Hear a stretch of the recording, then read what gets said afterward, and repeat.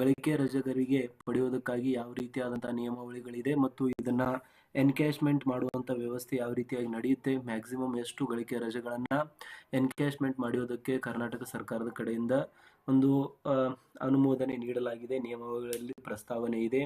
ಈ ಎಲ್ಲ ಒಂದು ವಿಷಯಗಳಿಗೆ ಸಂಬಂಧಿಸಿದಂತೆ ಇವತ್ತಿನ ಒಂದು ವಿಡಿಯೋದಲ್ಲಿ ಸಂಪೂರ್ಣವಾಗಿರುವಂತಹ ಒಂದು ಮಾಹಿತಿಯನ್ನು ನಾವು ಪಡೆಯೋಣ. ಸೊ ಹಾಗಾಗಿ ಯಾರೆಲ್ಲ ಇನ್ನೂ ಚಾನಲ್ಗೆ ಸಬ್ಸ್ಕ್ರೈಬ್ ಆಗಿಲ್ಲ ದಯವಿಟ್ಟು ಸಬ್ಸ್ಕ್ರೈಬ್ ಮಾಡ್ಕೊಳ್ಳಿ. ಸರ್ಕಾರಿ ನೌಕರರು ಮತ್ತು ಪಿಂಚಣಿದಾರರಿಗೆ ಉಪಯುಕ್ತವಾಗಿರುವಂತಹ ಮಾಹಿತಿಯನ್ನು ನಾವು ಡೇ ಟು ಡೇ ಕೊಡ್ತಾ ಇರ್ತೀವಿ. ಸೊ ಹಾಗಾಗಿ ನಿಮಗೆ ಮುಂಬರುವ ದಿನಗಳಲ್ಲಿ ಒಂದು ಇಂಪಾರ್ಟೆಂಟ್ ಅಪ್ಡೇಟ್ಸ್ಗಳು ತಲುಪಲಿವೆ ಅಂತಾನೆ ಹೇಳ್ಬೋದಾಗಿದೆ. ಸೊ ಇವತ್ತಿನ ಒಂದು ವಿಡಿಯೋನ ಪ್ರಮುಖವಾಗಿರುವಂತಹ ಉದ್ದೇಶ ಅಂದ್ರೆ ಕರ್ನಾಟಕ ಸರ್ಕಾರಿ ನೌಕರರ ಗಳಿಕೆ ರಜೆ ಅರ್ನ್ ಲೀವ್ ನಿಯಮಗಳನ್ನ ತಿಳಿದುಕೊಳ್ಳುವಂಥದ್ದು. KCSR ನಿಯಮಗಳ ಅನ್ವಯ ಗಳಿಕೆ ರಜೆ ಲೆಕ್ಕಾಚಾರ ಯಾವ ರೀತಿಯಾಗಿ ಮಾಡಲಾಗುತ್ತೆ, ಮಿತಿ ಮತ್ತು ನಗದೀಕರಣ ಸಂಪೂರ್ಣವಾಗಿರುವಂತಹ ವಿವರ ಇಂದಿನ ವಿಡಿಯೋದಲ್ಲಿ ನಾವು ಪಡೆಯೋಣ. ಸೊ ಮೊಟ್ಟ ಮೊದಲನೇದಾಗಿ ನಾವು ಸ್ಟಾರ್ಟ್ ಮಾಡೋಕ್ಕಿಂತ ಮುಂಚೆ ಗಳಿಕೆ ರಜೆ ಎಂದರೇನು ಈ ಒಂದು ವಿಷಯವನ್ನ ತಿಳಿದುಕೊಳ್ಳುವಂಥದ್ದು ತುಂಬಾ ಇಂಪಾರ್ಟೆಂಟ್ ಆಗುತ್ತೆ. ಏನಕಂದ್ರೆ ಮೊದಲು ಏನಿದು ಗಳಿಕೆ ರಜೆ, ಯಾಕೆ ನೀಡಲಾಗುತ್ತದೆ ಅನ್ನೋ ಒಂದು ಮಾಹಿತಿ ಸರ್ಕಾರಿ ನೌಕರರಿಗೆ ಇರಬೇಕಾಗುತ್ತೆ. KCSR ನಿಯಮಾವಳಿಗಳ ಅಡಿಯಲ್ಲಿ ನೌಕರರು ಗಳಿಸುವ ಹಕ್ಕು ಅಂತಾನೆ ಹೇಳಲಾಗುತ್ತೆ. EL ಜಮೆಯಾಗುವ ವಿಧಾನ ಯಾವ ರೀತಿಯಾಗಿರುತ್ತೆ ಅಂತ ನೀವು ನೆಕ್ಸ್ಟ್ ನೋಡೋದಾದ್ರೆ ಸೊ ಇಲ್ಲಿದೆ ನೋಡಿ. ಸೊ EL ಜಮೆ ಆಗುವಂತ ಒಂದು ವಿಧಾನ ಅಂತ ಹೇಳಲಾಗುತ್ತೆ, ಯಾವ ರೀತಿಯಾಗಿ ಈ ಒಂದು EL ಜಮೆ ಆಗುತ್ತೆ ಅಂತ. ಸೊ ಫಸ್ಟ್ ಆಫ್ ಆಲ್ ವರ್ಷಕ್ಕೆ 2 ಬಾರಿ ಜಮೆ ಆಗುತ್ತೆ. ಸರ್ಕಾರಿ ನೌಕರರ ರಜಾ ಖಾತೆಗೆ ಪ್ರತಿ ಕ್ಯಾಲೆಂಡರ್ ವರ್ಷದಲ್ಲಿ ಮುಂಗಡವಾಗಿ ರಜೆಯನ್ನ ಜಮೆ ಮಾಡಲಾಗುತ್ತದೆ. ಜನವರಿ 1ರಂದು ವರ್ಷದ ಮೊದಲ ಅರ್ಧಕ್ಕೆ ಜನವರಿದಿಂದ ಜೂನ್ ವರೆಗೆ 15 ದಿನಗಳ ಗಳಿಕೆ ರಜೆಯನ್ನ ಜಮೆ ಮಾಡಲಾಗುತ್ತದೆ. ಅಂದ್ರೆ ಒಂದು ವರ್ಷದಲ್ಲಿ ಟೋಟಲ್ 2 ಬಾರಿ ಈ ಒಂದು ರಜೆಗಳನ್ನ ಜಮಾ ಮಾಡಲಾಗುತ್ತದೆ.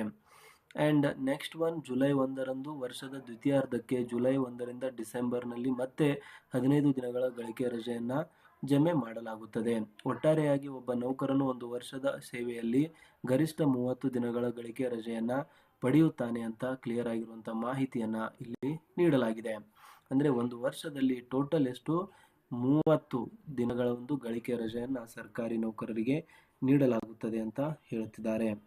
ಅದಾದ್ಮೇಲೆ ನೆಕ್ಸ್ಟ್ ಪಾಯಿಂಟ್ ಬಂದ್ಬಿಟ್ಟು ಗರಿಷ್ಠ ಸಂಗ್ರಹಣ ಮಿತಿ ಎಷ್ಟಿದೆ, ಇದರ ಮೇಲೆ ಅಪ್ಪರ್ ಲಿಮಿಟ್ ಏನಿದೆ ಅಂತ. ಸೊ ಇದು 6ನೇ ವೇತನ ಆಯೋಗದ ಪ್ರಕಾರ 300 ಇದೆ, ಬಟ್ ಇವಾಗ 50 ಪ್ಲಸ್ ಮಾಡಲಾಗಿದೆ. ಸೊ ಹಾಗಾಗಿ 350 ಇವಾಗ ಇರುವಂತಹ ಒಂದು ಗರಿಷ್ಠ ಮಿತಿ ಅಂತಾನೆ ಹೇಳ್ಬೋದಾಗಿದೆ. ಎಷ್ಟು ರಜೆಯನ್ನ ಕೂಡಿಡಬಹುದು, ನೌಕರರು ತಮಗೆ ಜಮೆಯಾಗುವ ಗಳಿಕೆ ರಜೆಯನ್ನ ಬಳಸಿಕೊಳ್ಳದಿದ್ದರೆ ಅದು ಅವರ ರಜಾ ಖಾತೆಯಲ್ಲಿ ಸಂಗ್ರಹವಾಗುತ್ತಾ ಹೋಗುತ್ತದೆ.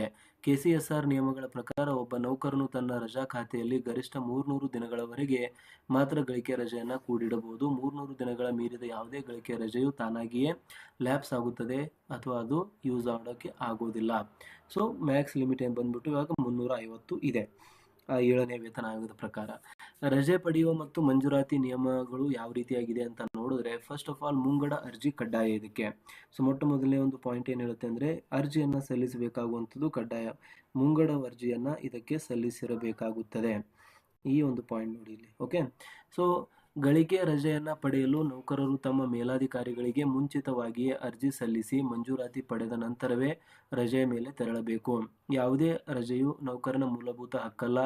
ಆಡಳಿತಾತ್ಮಕ ಹಿತದೃಷ್ಟಿಯಿಂದ ಅಥವಾ ತುರ್ತು ಕೆಲಸಗಳಿದ್ದರೆ ಅಧಿಕಾರಿಗಳು ರಜೆಯನ್ನ ನಿರಾಕರಿಸಬಹುದಾಗಿದೆ ಅಥವಾ ರದ್ದುಗೊಳಿಸಬಹುದಾಗಿದೆ ಅಂತ ಹೇಳ್ತಿದ್ದಾರೆ.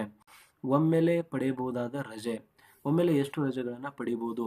ಸಾಮಾನ್ಯ ಸಂದರ್ಭಗಳಲ್ಲಿ ಒಬ್ಬ ನೌಕರನು ಒಮ್ಮೆಲೆ ಗರಿಷ್ಠ 120 ದಿನಗಳವರೆಗೆ, ವಿಶೇಷ ಸಂದರ್ಭಗಳಲ್ಲಿ 180 ದಿನಗಳವರೆಗೆ ಗಳಿಕೆ ರಜೆಯನ್ನ ಪಡೆಯಲು ಅವಕಾಶವಿದೆ. ಉಳಿದ ರಜೆಯನ್ನ ಇತರ ರಜೆಗಳೊಂದಿಗೆ ಉದಾಹರಣೆಗೆ ಅರ್ಧ ವೇತನ ರಜೆ ಸಂಯೋಜಿಸಿ ಪಡೆಯಲು KCSR ನಲ್ಲಿ ಅವಕಾಶ ಕಲ್ಪಿಸಲಾಗಿದೆ. ಸೊ EL ಪಡೆಯೋದಕ್ಕೆ ಮ್ಯಾಕ್ಸ್ ಲಿಮಿಟ್ ಬಂದ್ಬಿಟ್ಟು 180 ಡೇಸ್ ಇರುವಂತದ್ದು, ಅಂದ್ರೆ 6 ತಿಂಗಳ ಒಂದು ಮ್ಯಾಕ್ಸ್ ಲಿಮಿಟ್ ಅನ್ನ ಇಲ್ಲಿ ನೀಡಲಾಗಿದೆ. ಸೊ ನೆಕ್ಸ್ಟ್ ಪಾಯಿಂಟ್ ಬಂದ್ಬಿಟ್ಟು ಗಳಿಕೆ ರಜೆ ನಗದೀಕರಣ ಯಾವ ರೀತಿಯಾಗಿ ಮಾಡಲಾಗುತ್ತೆ ಅಂತ. ಸೊ ಗಳಿಕೆ ರಜೆ ನಗದೀಕರಣಕ್ಕೆ ಸಂಬಂಧಿಸಿದಂತೆ ಇಲ್ಲಿ ನೋಡ್ತಾ ಇರುವಂತದ್ದು first of all like earn leave encashment ಆರ್ಥಿಕ ಸೌಲಭ್ಯ ಸೇವಾವಧಿಯಲ್ಲಿ ನಗದೀಕರಣ ಅಂದ್ರೆ ಬ್ಲಾಕ್ ಪೀರಿಯಡ್ ನಲ್ಲಿ ನೀವು ಇನ್ನೂ ಕೂಡ ರಿಟೈರ್ಡ್ ಆಗಿಲ್ಲ, ಬಟ್ ಅದಕ್ಕಿಂತ ಮುಂಚೆನೆ ನೀವು ಅದನ್ನ ಎನ್ಕ್ಯಾಶ್ಮೆಂಟ್ ಮಾಡಬೇಕು ಅಂದ್ರೆ ಯಾವ ರೀತಿಯಾದಂತಹ ಒಂದು ಷರತ್ತುಗಳಿದೆ ಅಂತ ನೋಡಿದ್ರೆ ಸರ್ಕಾರಿ ನೌಕರರು ತಾವು ಸೇವೆಯಲ್ಲಿರುವಾಗಲೇ ತಮ್ಮ ಖಾತೆಯಲ್ಲಿರುವ ಗಳಿಕೆ ರಜೆಯನ್ನ ಒಪ್ಪಿಸಿ ನಗದು ಹಣವನ್ನ ಪಡೆಯಬಹುದಾಗಿದೆ. ಇದನ್ನೇ ಸೇವೆಯಲ್ಲಿರುವಾಗ ಎನ್ಕ್ಯಾಶ್ಮೆಂಟ್ ಅಂತ ಕರೆಯಲಾಗುತ್ತೆ, ಬ್ಲಾಕ್ ಪೀರಿಯಡ್ ಅಂತ. ಸೊ ಬ್ಲಾಕ್ ಅವಧಿ ಬಂದ್ಬಿಟ್ಟು ಪ್ರತಿ 2 ವರ್ಷಗಳಿಗೊಮ್ಮೆ. ಉದಾಹರಣೆ 2023ರಿಂದ 24, 25ರಿಂದ 26 ಬರುವ ಬ್ಲಾಕ್ ಅವಧಿಯಲ್ಲಿ ಒಮ್ಮೆ ಮಾತ್ರ ನಗದೀಕರಣ ಸೌಲಭ್ಯ ಪಡೆಯಬಹುದಾಗಿದೆ. ಅಂದರೆ ಪ್ರತಿ ವರ್ಷ ನಾವು ನಗದೀಕರಣವನ್ನು ಮಾಡ್ತೇವೆ, EL ನ ನಗದೀಕರಣ ಮಾಡ್ತೇವೆ ಅಂದರೆ ಅದಕ್ಕೆ ಅವಕಾಶ ಇರೋದಿಲ್ಲ. ಪ್ರತಿ 2 ವರ್ಷಗಳಿಗೊಮ್ಮೆ ELಗಳನ್ನು ಎನ್ಕ್ಯಾಶ್ ಮಾಡೋದಕ್ಕೆ ಸರ್ಕಾರಿ ನೌಕರರಿಗೆ ಇಲ್ಲಿ ಒಂದು ಪ್ರಾವಿಷನ್ನ ನೀಡಲಾಗಿದೆ. ಇದಾದ ಮೇಲೆ ನಗದೀಕರಣದ ಮೇಲೆ ಮಿತಿ ಕೂಡ ಇರುವಂಥದ್ದು. ನಗದೀಕರಣ ಮಿತಿ ಏನು ಹೇಳುತ್ತೆ ಅಂದರೆ, ಒಂದು ಬ್ಲಾಕ್ ಅವಧಿಯಲ್ಲಿ ಗರಿಷ್ಠ 15 ಅಥವಾ 30 ದಿನಗಳ ಗಳಿಕೆಯ ರಜೆಯನ್ನು ಮಾತ್ರ ಸರೆಂಡರ್ ಮಾಡಿ ಹಣವನ್ನು ಪಡೆಯಬಹುದಾಗಿದೆ. ಆ್ಯಂಡ್ ನೆಕ್ಸ್ಟ್ ಷರತ್ತುಗಳು ಒಳಪಟ್ಟು. ಸೊ ಬೇಸಿಕಲಿ ಷರತ್ತುಗಳು ನಾವು ನೋಡಿದ್ರೆ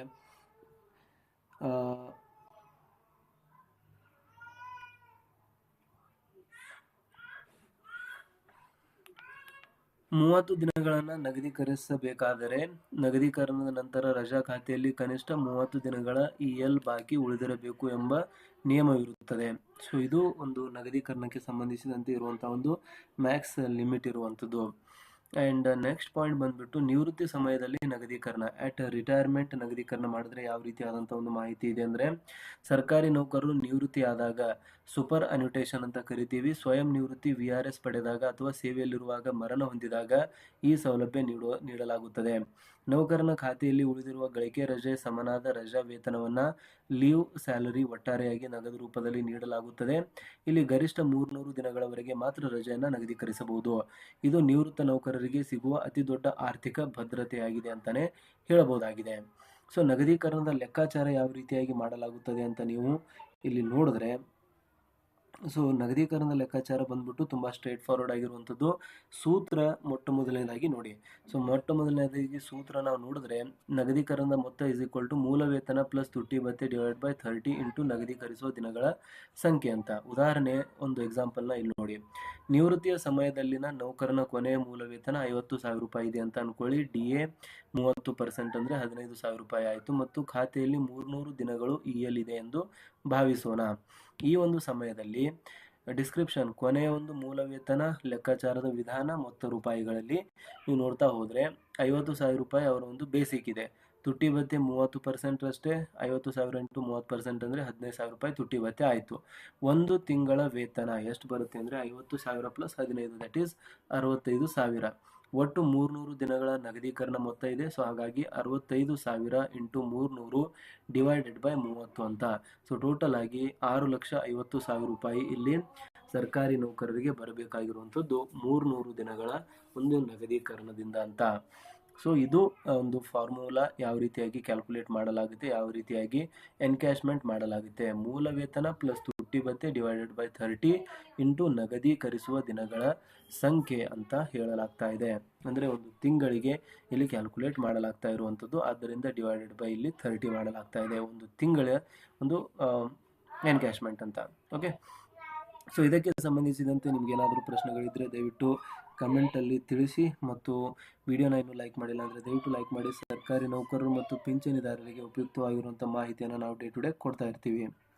ಸೊ ಇದಿಷ್ಟಾಗಿತ್ತು ಇವತ್ತಿನ ಒಂದು ವಿಡಿಯೋದಲ್ಲಿ ಪ್ರಮುಖವಾಗಿರುವಂಥ ಮಾಹಿತಿ. ಐ ಹೋಪ್ ನಿಮ್ಗೆ ವಿಡಿಯೋ ಇಷ್ಟ ಆಗಿದೆ ಮತ್ತು ಈ ಒಂದು ಪಾಯಿಂಟ್ಸ್ಗಳು ಕೂಡ ಅರ್ಥ ಆಗಿದೆ. ಸಿಗೋಣ ಸ್ನೇಹಿತರೆ ಮುಂದಿನ ವಿಡಿಯೋದಲ್ಲಿ. ಜೈ ಹಿಂದ್, ಜೈ ಕರ್ನಾಟಕ.